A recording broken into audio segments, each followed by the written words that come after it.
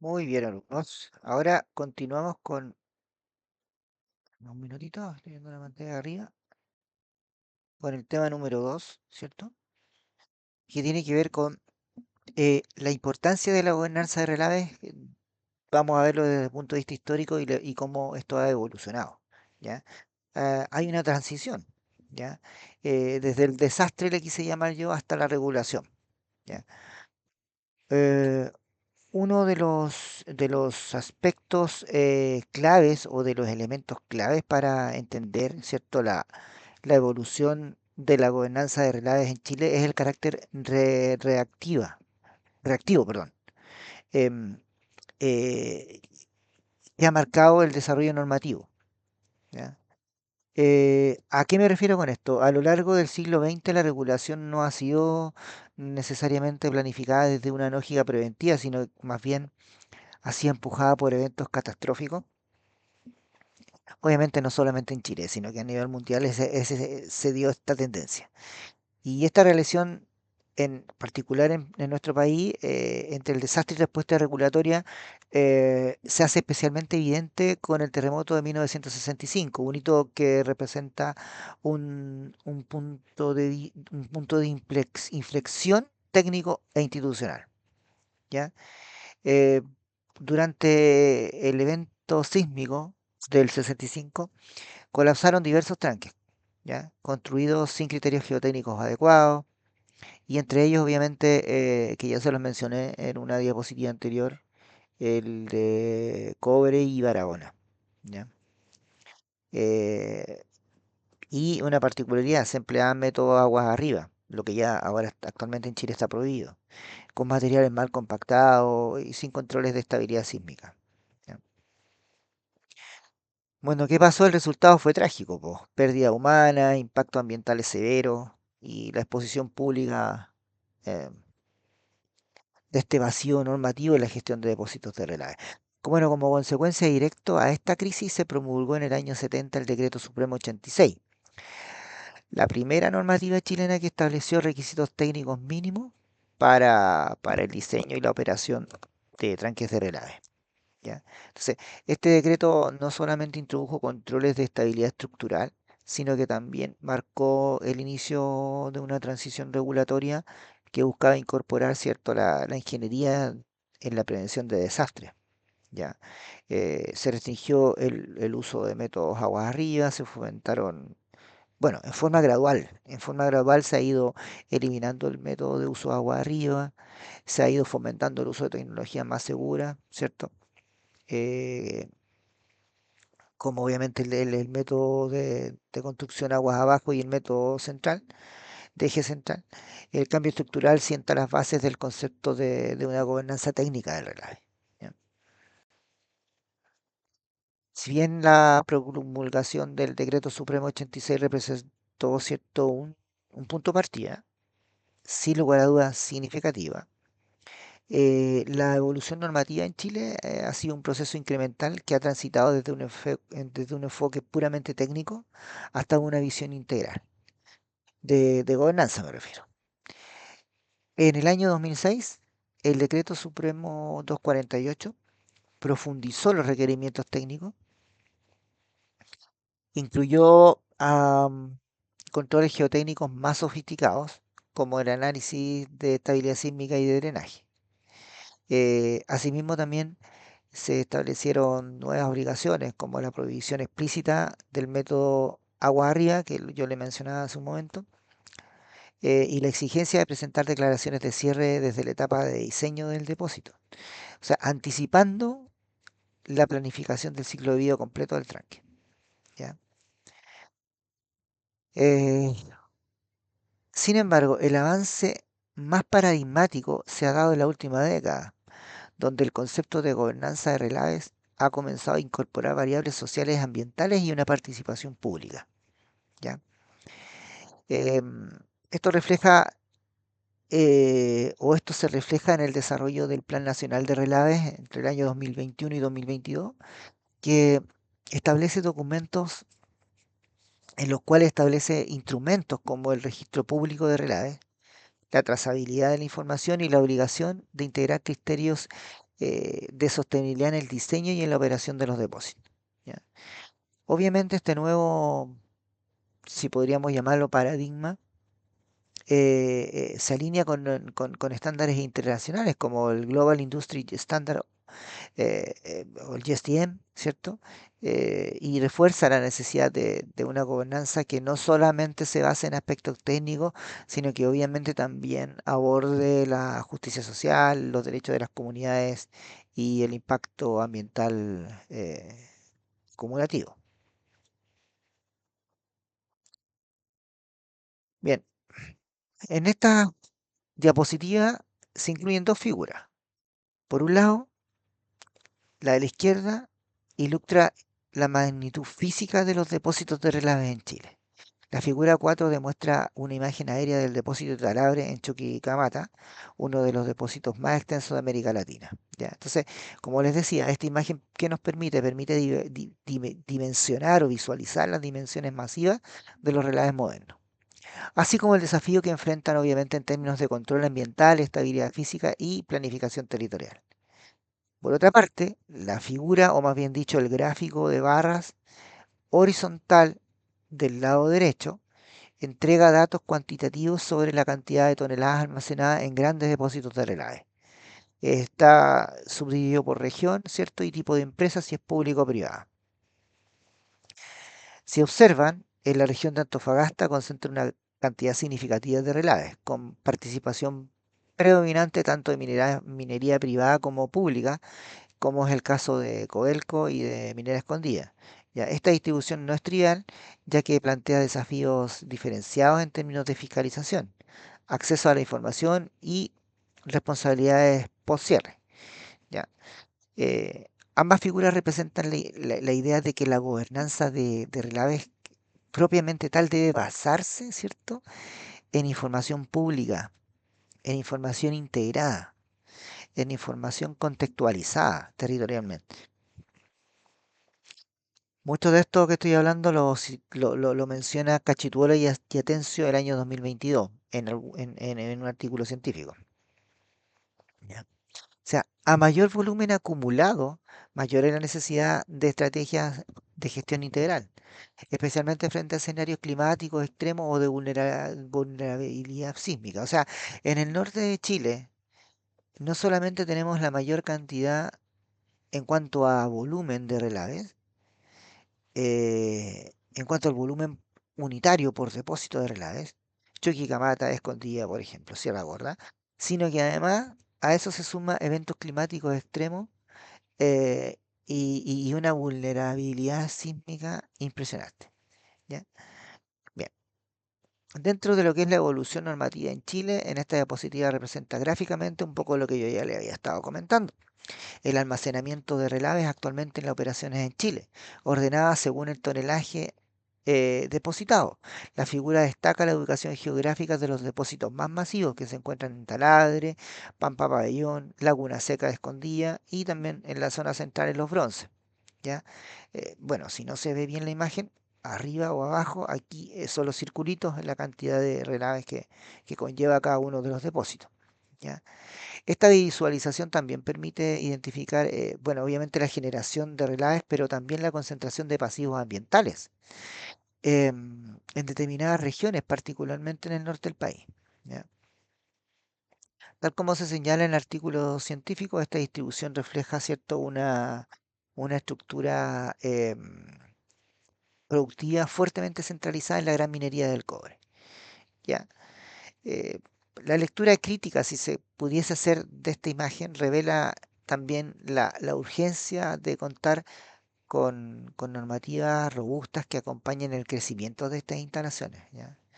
En este sentido, la gobernanza no puede limitarse a una visión técnica tradicional, como ya lo dijimos. ¿Ya? Tiene que haber un análisis territorial, una evaluación de riesgos acumulativos, verificar impactos socioambientales extendidos, especialmente en regiones, como ya lo dije, con estrés hídrico y con presencia de comunidades agua abajo. ¿Ya?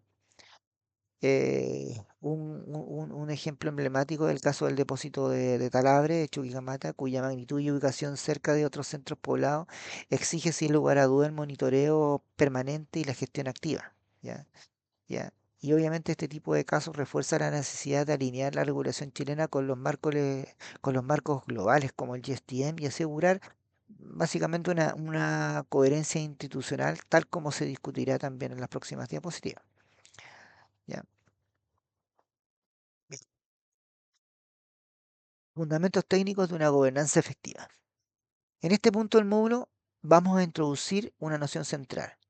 La gobernanza moderna de Relaves trasciende el cumplimiento normativo para transformarse en una práctica integral y que va a articular tanto la transparencia, el control institucional como la justicia medioambiental, socioambiental.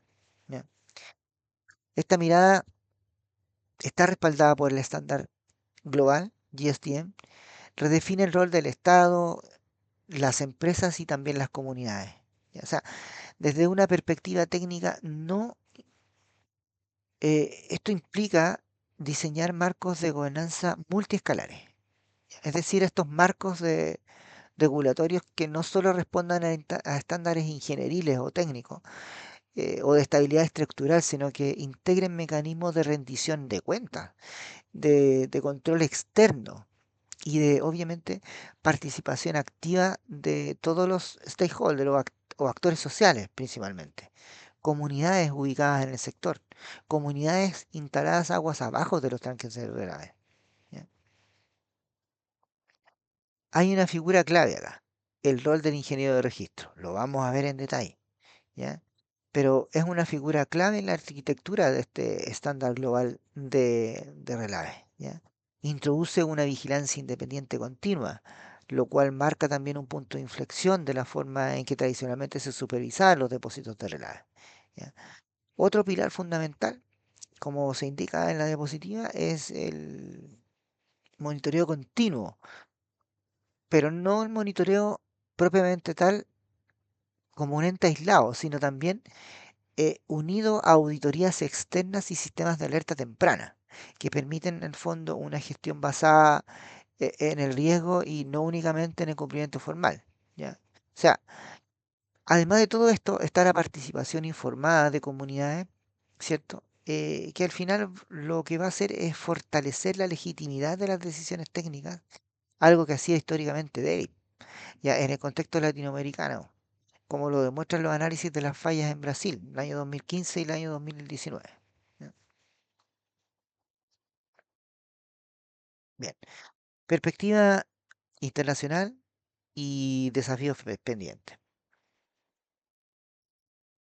Al proyectar la discusión de, desde el caso chileno hacia el plano internacional, observamos desastres como el de Fundao el 2015 o el de Brumadinho el 2019 en Brasil, que evidencian una paradoja profundamente reveladora. ¿Ya? O sea, incluso con marcos formales y estándares técnicos establecidos, la falta de implementación efectiva y la debilidad institucional siguen siendo factores principales de riesgo. Permiso.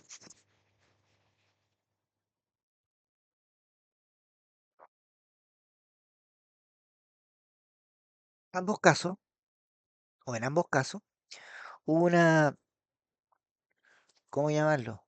Subestimación sistemática del riesgo social y geotécnico. ¿Ya? Pero además se fragmentaron una serie de responsabilidades entre los actores institucionales. ¿Ya? Por lo tanto, esta fragmentación de minimizar el riesgo social y geotécnico y además de no tener claras ciertas responsabilidades, se observó en otras partes también del mundo y se generó un reto no solamente normativo, sino que de gobernanza efectiva e integrada.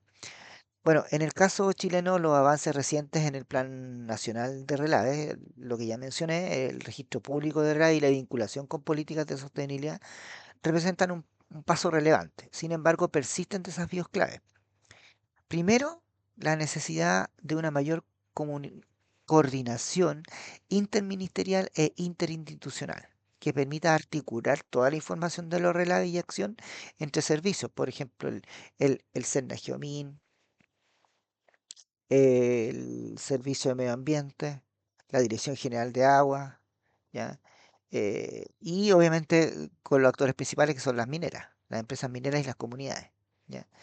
Segundo, la implementación real del Plan Nacional, como desafío estoy hablando, requiere recursos, requiere capacitación, requiere voluntad política.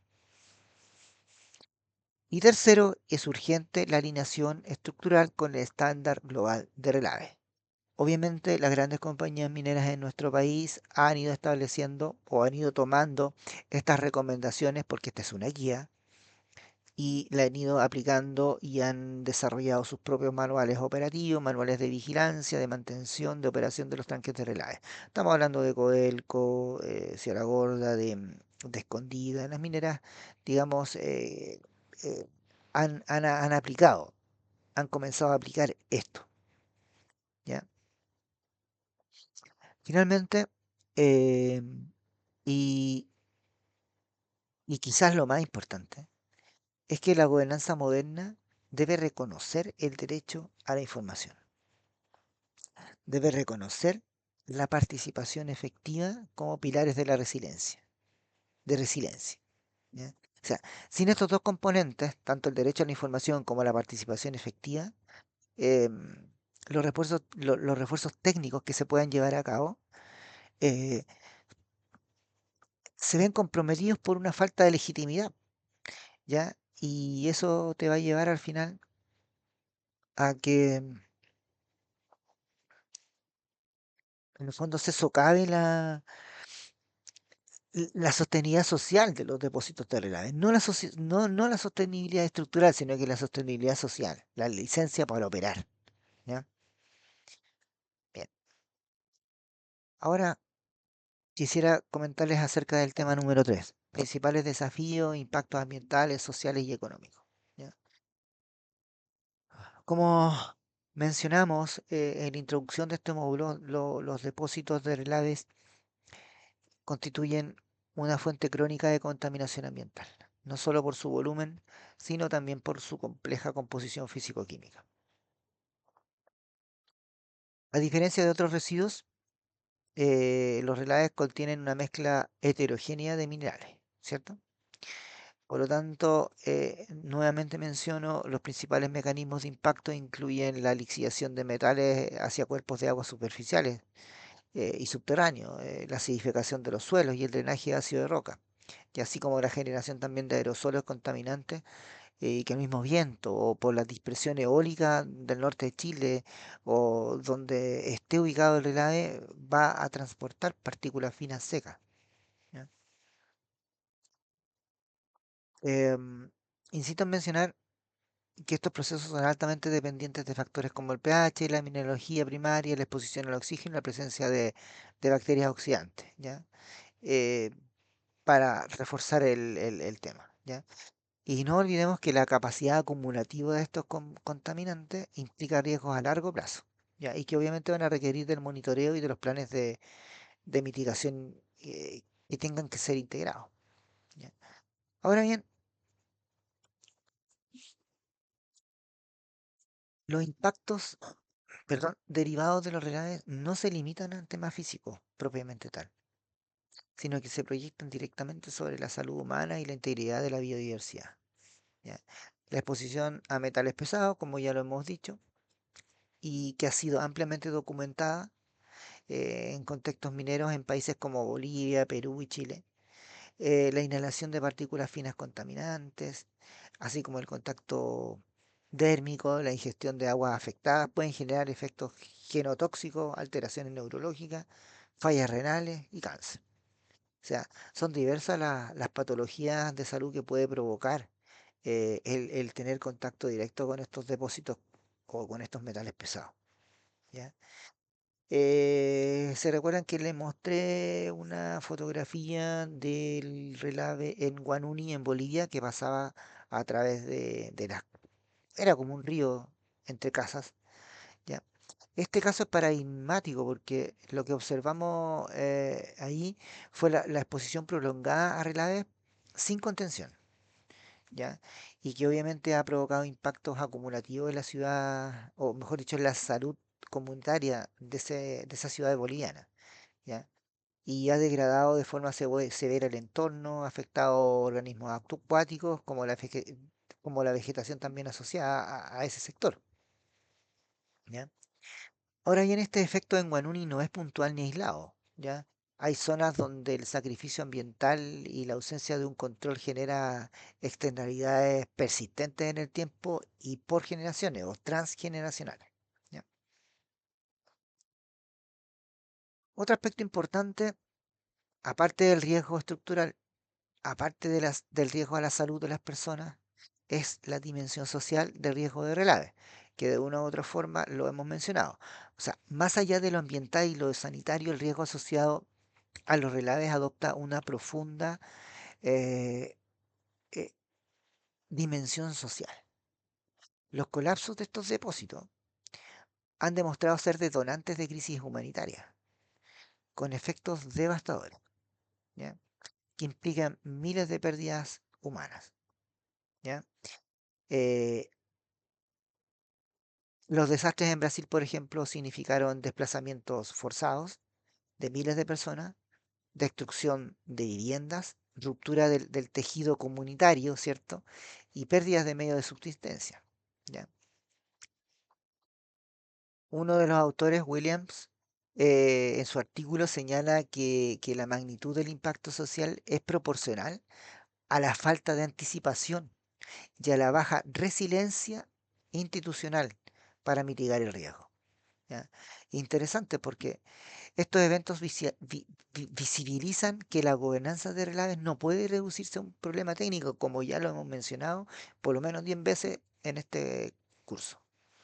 Debe abordar aspectos de justicia territorial, ¿ya? Debe abordar aspectos de compensación equitativa y participación comunitaria, ¿ya? En las decisiones que afecten en su propio entorno, ¿ya? Miren, acá mostramos la secuencia fotográfica del desastre de Brumadinho, ¿ya? La figura 7. Ustedes lo tienen ahí en pantalla, lo tengo acá en la pantalla de arriba. Bueno, ¿qué pasó? En enero del 2019, la presa de Relaves, que había sido previamente cerrada y recubierta con tierra vegetal, colapsó súbitamente, ¿ya? El evento fue atribuido a la inestabilidad de taludes y acumulación no prevista de agua lluvia y escorrentía. Como resultado, el desplazamiento instantáneo de 13 millones de metros cúbicos de Relave que arrasaron con vivienda, infraestructura y vías de comunicación. 270 personas muertas, ¿ya? O sea, ahí pueden ver una secuencia de la actividad. Esta figura no solo muestra el fallo físico, sino que la falla sistemática en la planificación, en la supervisión y en el cierre de las instalaciones motivó la revisión internacional de los estándares de gestión de relave, ¿ya? Demostrando que el riesgo no cesa con el cierre operativo, no termina cuando se cierra un depósito o cuando para, mejor dicho, una operación minera. Exige sí o sí un monitoreo post cierre riguroso y planes de contingencia a largo plazo, ¿ya? Si recapitulamos, como le dije, la presa de Relay había sido previamente cerrada y recubierta con tierra vegetal. Ya sea, si no hay monitoreo, este puede pasar en cualquier tranque que haya detenido o que haya dejado de recibir relaves. Bueno, ¿qué pasa con los costos económicos, con los pasivos ambientales y con los riesgos reputacionales? O sea, obviamente los impactos económicos derivados de las fallas de la gestión de relaves son absolutamente significativos y, y multidimensionales. O sea, incluyen costos directos como remediación ambiental, obviamente compensaciones a las víctimas, reconstrucción de operaciones, pérdidas de empleo, migraciones forzadas, ¿ya? Por otra parte, el valor bursátil de las empresas se ve gravemente afectado. Baja el precio de la acción y como se evidenció en el caso de Samarco en Brasil, eh, enfrentó demandas por más de 40.000 millones de dólares. ¿Ya? Bueno, en Chile este problema se complejiza por la existencia de más de 400 depósitos abandonados, sin cierre formal, estimados alumnos y alumnos, conocido como relaves huérfanos. ¿Ya? Y la falta de acción frente a estos pasivos obviamente va a incrementar la carga financiera del Estado, compromete la sostenibilidad fiscal y expone al país a riesgos reputacionales ante organismos internacionales y comunidades locales. ¿Ya? O sea, abordar estos desafíos obviamente requiere avanzar hacia políticas públicas integradas como instrumentos de financiamiento, registro y control ambiental. Por ejemplo, un par de láminas. Dice, BHP enfrenta un posible pago de 47.000 millones en daños por el desastre que cobró 19 vidas. Esto fue en Samarco, Brasil, el año 2015. Servicio del Medio Ambiente formula cargos contra Codelco por derrame de relaves el año 2016. Todo esto es información pública. La mega empresa brasileña Vale acordó pagar 7.000 millones de dólares por la tragedia que costó la vida de 272 personas.